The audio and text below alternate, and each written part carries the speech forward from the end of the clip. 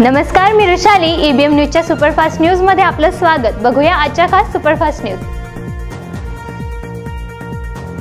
रावेर लोकसभा उमेदवारी विद्यमान खासदार रक्षा खडसे यांनाच मिळाल्याचे निश्चित संकेत. भेटीगाठी कॉर्नर संभावर देत आहेत रक्षा खडसे. तात्पर्याने भर.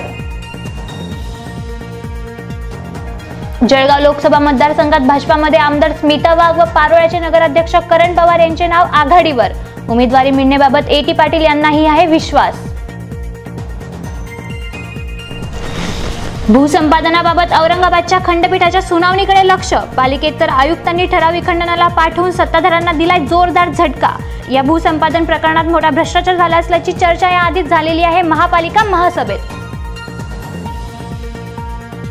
JCL T20 क्रिकेट सामन्यांची संघ मालक आदर्श कोठारी व किरण महाजन यांच्या हस्ते पूजन करून झाली सुरुवात. ट्रॉफी अनावरणाने झाले जल्लोषात उद्घाटन. उद्घाटनीय रंगारंग मध्ये तनय मल्हारा व शिवमच्या डान्सने भरलाय जोश.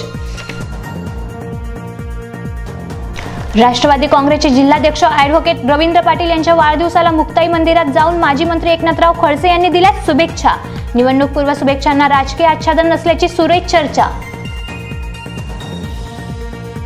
ज्ञान अर्थव्यवस्थेचे युग अशी ओळख असलेल्या या 21व्या शतकात पेटंटला खूप महत्त्व असल्याचे सांगत पेटंट घेण्यावर जास्त भर देण्याबाबत आवाहन केलंय कुलगुरू प्राध्यापक PP पाटील यांनी. विद्यापीठात intellectual property rights and patent system in India या विषयावर चर्चासत्रात बोलताना केले कुलगुरूंनी हे आवाहन. धरणगाव तहसील कार्यालयात झालेल्या पत्रकार परिषदेत झाले व्हीव्हीपॅट मशीनचे प्रात्यक्षिक.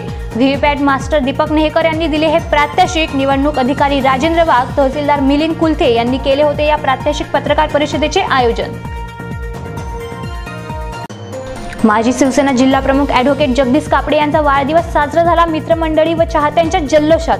तरुणांना मार्गदर्शन करत राहण्याचा केलाय त्यांनी संकल्प. ईबीएम सुपरफास्ट न्यूज मध्ये वेळ झाली इथेच थांबण्याची. भेटूया उद्याच्या ईबीएम सुपरफास्ट न्यूज मध्ये. तोपर्यंत बघत राहा ईबीएम न्यूज.